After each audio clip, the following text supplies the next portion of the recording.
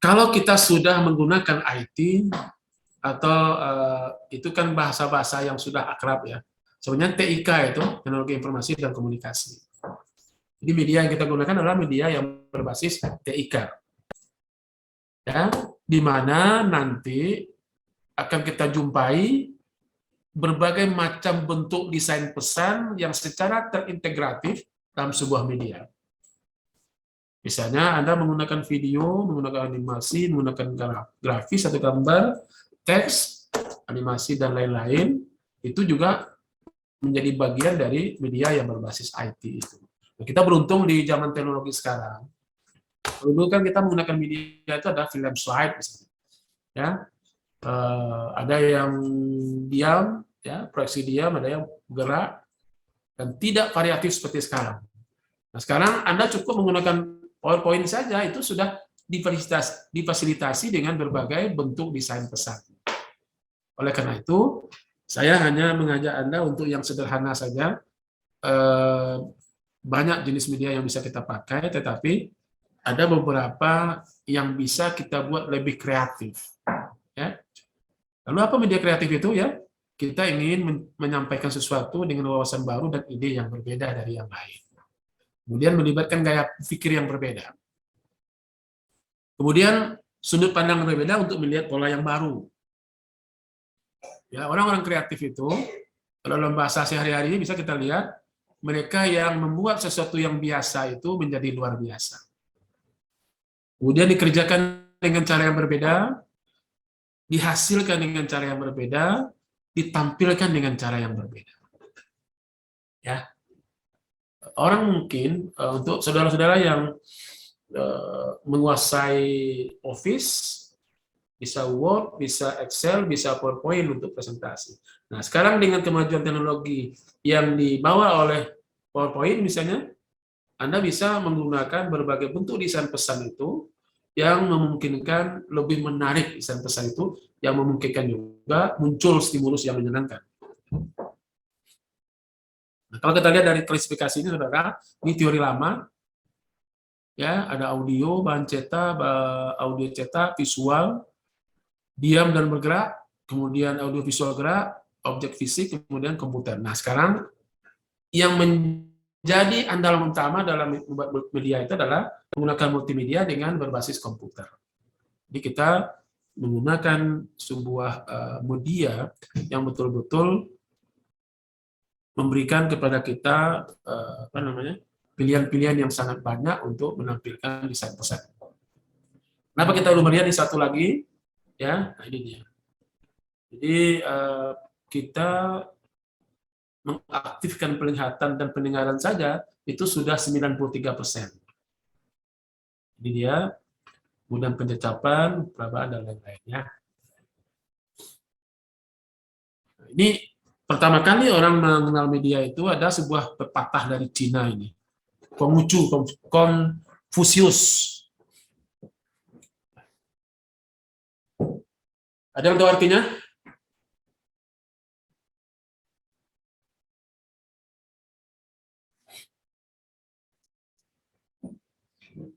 Oke. Ya, ini artinya. Kamu dengar, kamu lupa. Kamu lihat, kamu ingat, dan kamu kerjakan, kamu paham. Jadi, inilah akar dari gaya belajar tadi.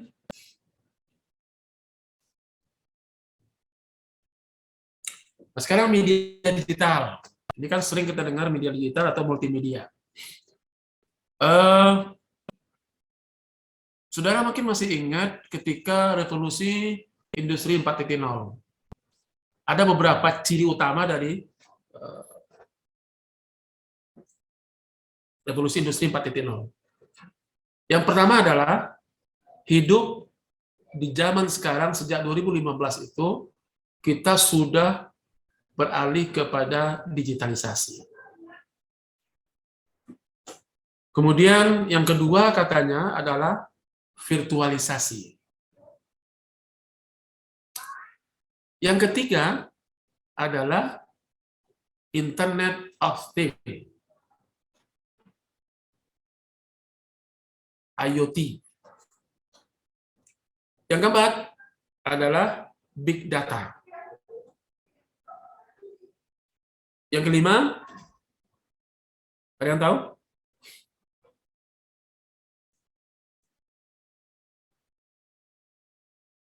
Learning anytime, anywhere. Kita bisa belajar di mana saja dan kapan saja. Ini ciri-ciri dari evolusi industri 4.0. Ya.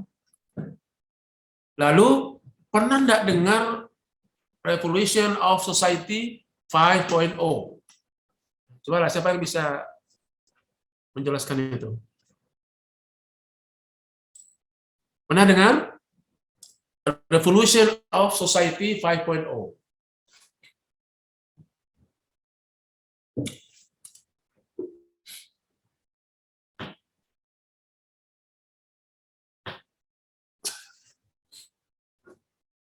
Olivia, tahu?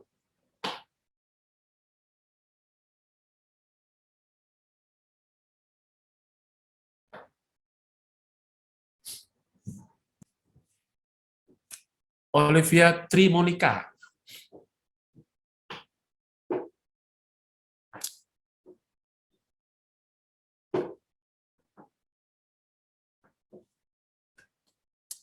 Rizka? Anda pernah dengar? Iya, Pak. Apa itu Revolution of Society 5.0? Pernah dengar, Pak, tapi tidak terlalu mempelajarinya lebih lanjut. Tapi waktu itu kan digadang-gadang bahwa setiap perkembangan informasi yang pesat, kemudian kita dalam pembelajaran juga menggunakan teknologi yang lebih maju, itu rasanya, Prof. Mohon maaf, Prof, kalau tidak memuaskan jawabannya. Nggak apa-apa, biasa. Ada yang ingin menambahkan, silakan. Izin menambahkan, Pak. Ya, Pak Zardian, silakan. Untuk revolusi sosial 5.0 ini berkaitan dengan bagaimana penyeimbangan integrasi teknologi dalam kehidupan sosial sehari-hari individu. Misalnya bagaimana pemanfaatan teknologi dalam komunikasi gitu, Kak. Jadi bagaimana menciptakan dunia maya itu sama seperti dunia nyata gitu. Baik, terima kasih. Ya. Jadi saudara sekalian, benar tadi sampaikan Pak Zardian. Ujung-ujungnya saudara, ya, ketika teknologi sudah begitu berkembang luar biasa pesat, maka orang Jepang 2017 itu mengatakan bahwa manusia tidak bisa lagi hidup tanpa teknologi untuk bersosialisasi dengan lingkungannya.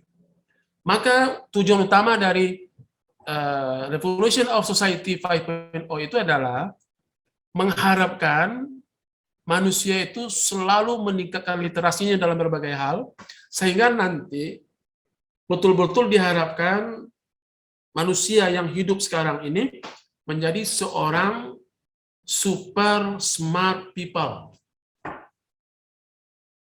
Tahu artinya super smart people itu?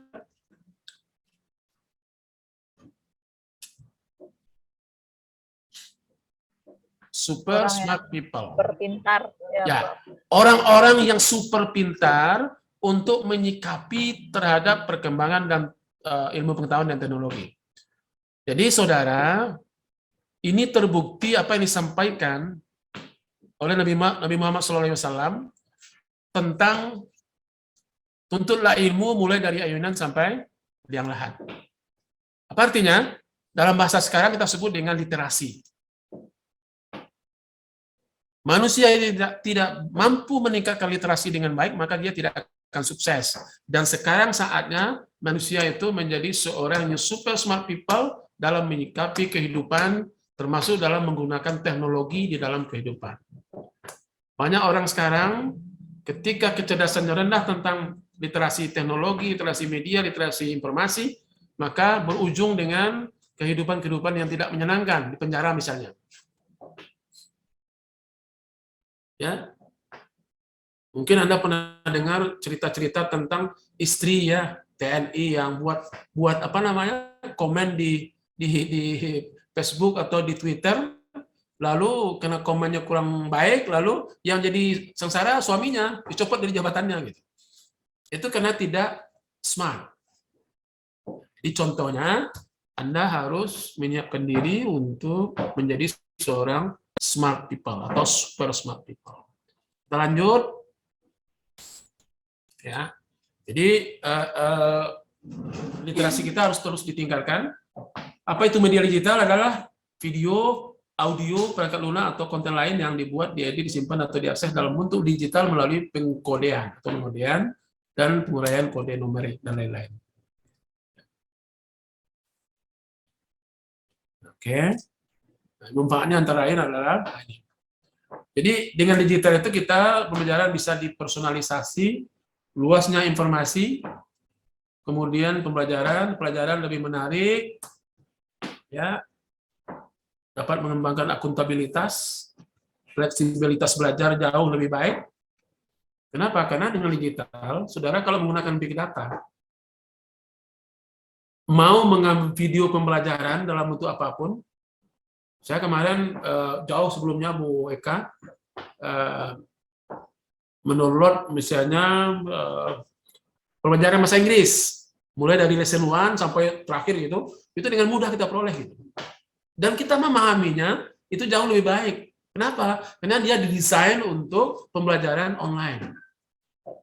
Jadi kita mendapatkan informasi yang sangat bermakna itu dari konten-konten digital, ya. Bisa direkam, disimpan, kemudian bisa tersedia 24 jam. Anda buka YouTube, buka Google, buka apa saja yang menyediakan itu, apakah Anda misalnya mencari jurnal misalnya. Kalau kami di bidang pendidikan, itu selalu mengandalkan ERIC tuh. Ya, ERIC itu adalah Education Resource ERIC Information Center. Kalau itu untuk mencari jurnal yang gratis, jurnal yang terbaru itu ada di situ semua. Jadi mudah. Mencari buku gratis juga begitu. Jadi tersedia 24 jam. 24 hours a day, ya. 7 days a week. Jadi saudara bisa mendapatkan informasi itu dengan baik. Kemudian, nah ini dia. Saudara sekalian, ini menjadi salah satu keunggulan dari hidup zaman sekarang. Pembelajaran terhubung atau connectivitism, ya, learning. Dulu kita sudah lama mengenal teori-teori tentang connectivitism itu, tetapi sekarang dibantu oleh perkembangan internet.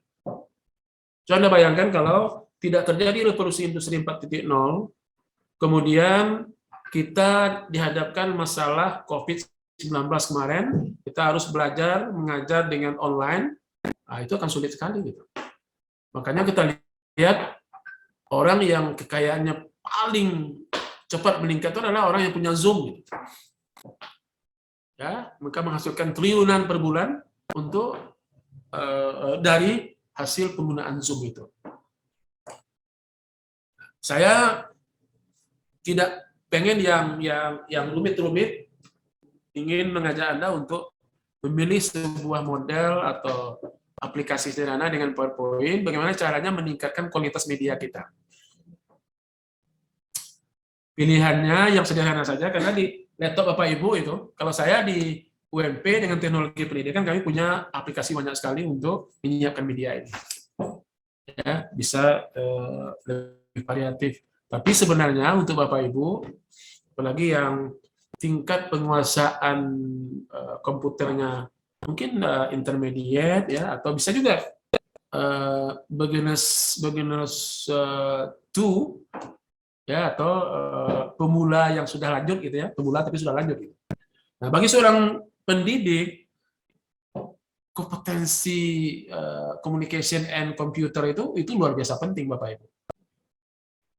Ya, karena itu mempermudah pekerjaan kita, termasuk dalam menilai dan segala macamnya. Ya, nah saya menganjurkan saudara memilih yang paling sederhana itu adalah kita menggunakan cukup dengan PowerPoint. Ya, cukup dengan PowerPoint.